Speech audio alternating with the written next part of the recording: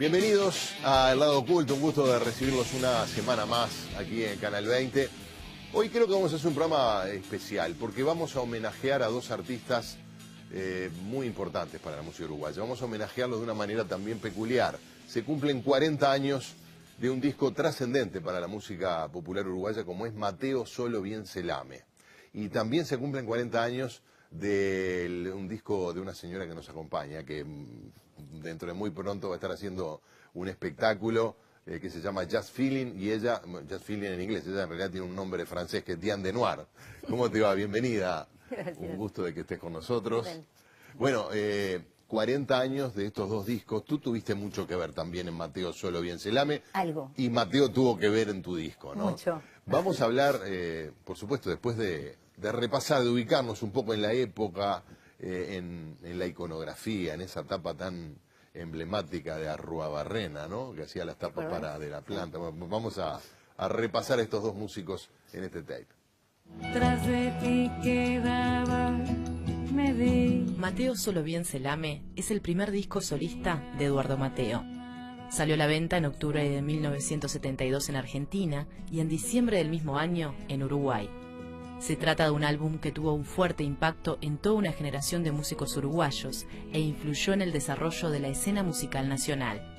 El registro de este trabajo fue posible gracias a la iniciativa de la cantante Diane Denoir, socia y musa del ícono montevideano, quien intercedió para su realización en Buenos Aires, en los estudios Guión, un año antes, mientras le daba forma a su primer larga duración.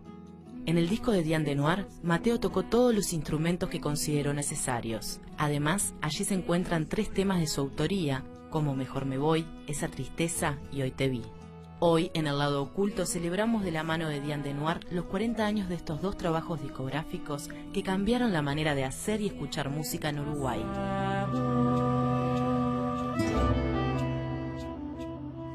Todo lo que vivíamos en esa época, no éramos tanto los que nos asombrábamos con aquellos primeros discos de Opus Alfa, por ejemplo, y el impacto, recordamos el impacto profundísimo que nos causó haber escuchado por primera vez a Mateo, particularmente en ese disco donde literalmente se las arregla solo, ¿no?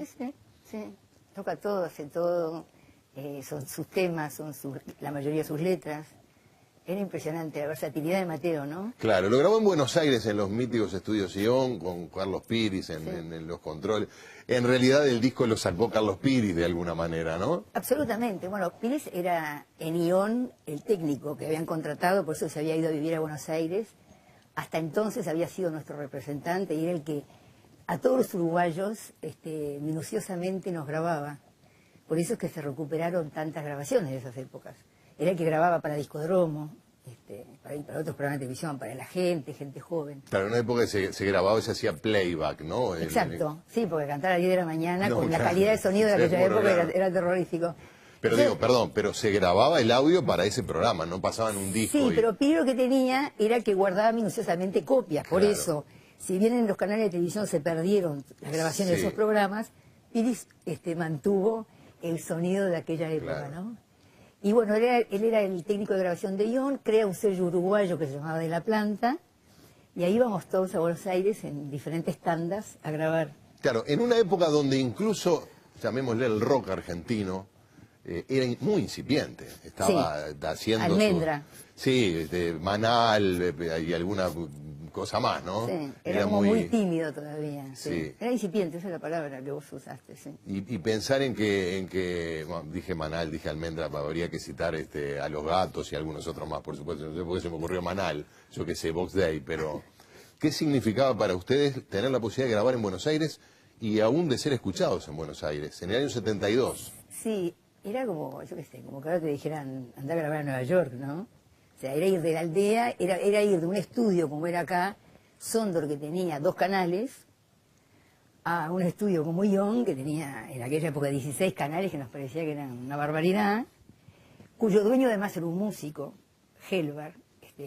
Entonces era bastante tolerante también, todo era muy relax, nos acompañaba mucho, nos aupaba mucho, ¿no? No era ir a un estudio con ciertas formalidades y exigencias, sino que se iba y se grababa, en teoría, con bastante relax. Después cuando llegamos a grabar y no había plata, ese era otro otro tema. Pero sí, ¿Cómo había que llegaban a grabar y no había plata? Claro, por ejemplo, cuando yo fui a grabar mi disco, ya los arreglos estaban hechos, ya los habían tocado, ya estaban los playbacks hechos. Yo tenía que llegar y cantar. Y había poca plata, el Pini me dijo, trata de cantar en 1 hora. Ah, claro. No, mamá. Ahora, ¿los arreglos los hizo Eduardo? No, los arreglos los hizo hasta ese momento que yo llegué a grabar, Alberto Núñez Palacio, que era un músico cordobés muy bueno, que le encantaba la bossa nova y le encantaba la obra de Mateo, y Gustavo Beitelman, gran pianista de jazz, que también le encantaba a Mateo. Entre los dos se repartieron los temas del disco. Pero ¿qué pasó? Cuando yo escucho el playback de, por ejemplo, Esa tristeza, de un candombecito chiquitito, maravilloso, que me había hecho Mateo, que era el Adiós, de Mejor me voy, era como que la onda mateística no la habían Se había agarrado. perdido, En otros claro. temas sí. Estaban Los hijos de Don Manuel, estaba Mírate los ojos, Y hoy te vi. Todos esos temas Le habían agarrado la onda, soportaron claro. el arreglo de buenos músicos, pero argentinos. Viste que la cabeza de Mateo es una cabeza muy especial, más aún en aquel momento, y muy uruguaya. Claro. Y aparte los ritmos de Mateo, que viste que de repente es un ritmo que no es parejo, de repente te hace trampitas en el ritmo. Entonces es muy difícil seguirle la onda Claro, a Mateo claro. y más haciéndolo. Bueno, total que yo sentía que se estaba desvirtuando demasiado esos temas. Entonces, bueno, larga conversación con Piris receptivo, no había plata, pero qué sé yo, transamos.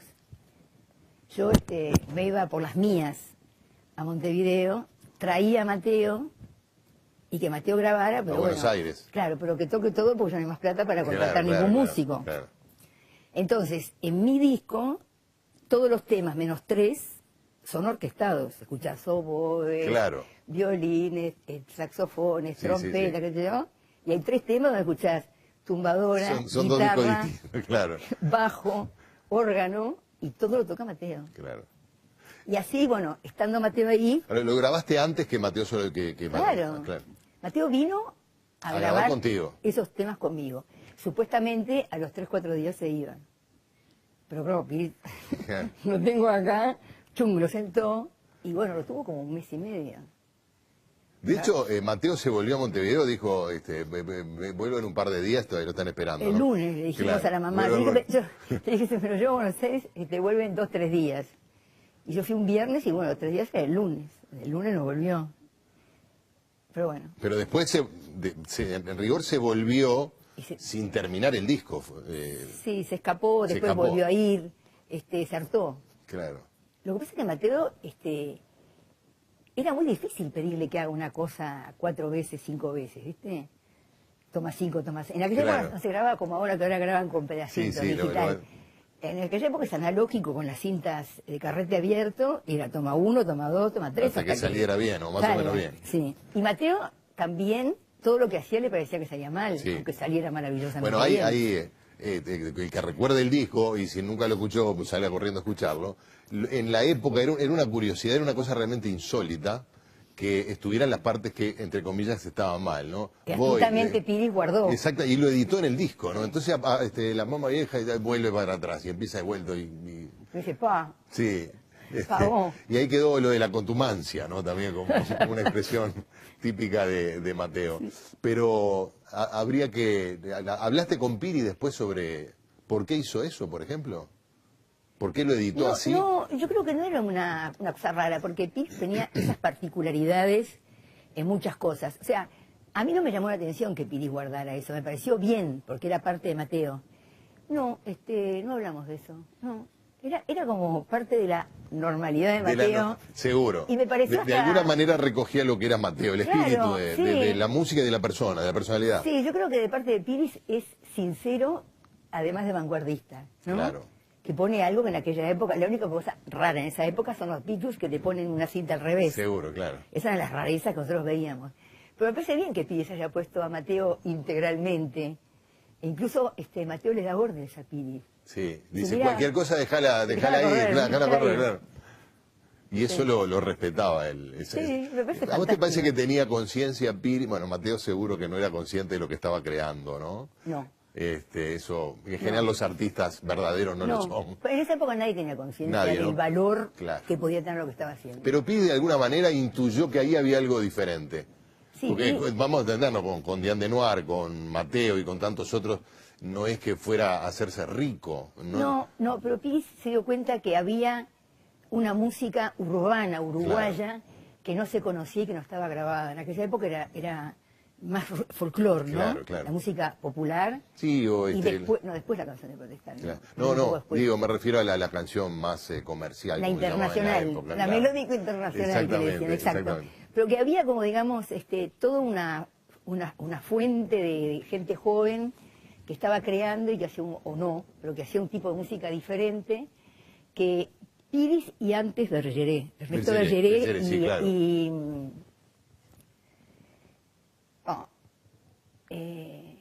¿cómo se llama? Que hacía la gente, el argentino fantástico, bueno, ya va a venir, que intuyeron, vieron y crearon los primeros conciertos beat, y después hubo en televisión unos programas que se llamaban La Gente, gente joven, ahí viene el tranvía, donde ahí apareció Verónica Indart con Horacio Buscaglia, y surgió gente que después también fue a Discodromo, ¿no? Ujú.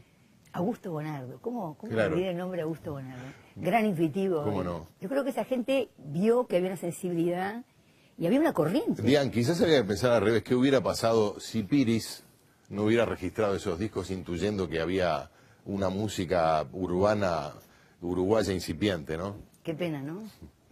Vamos a hacer una pausa y seguimos conversando con Diane Denoir.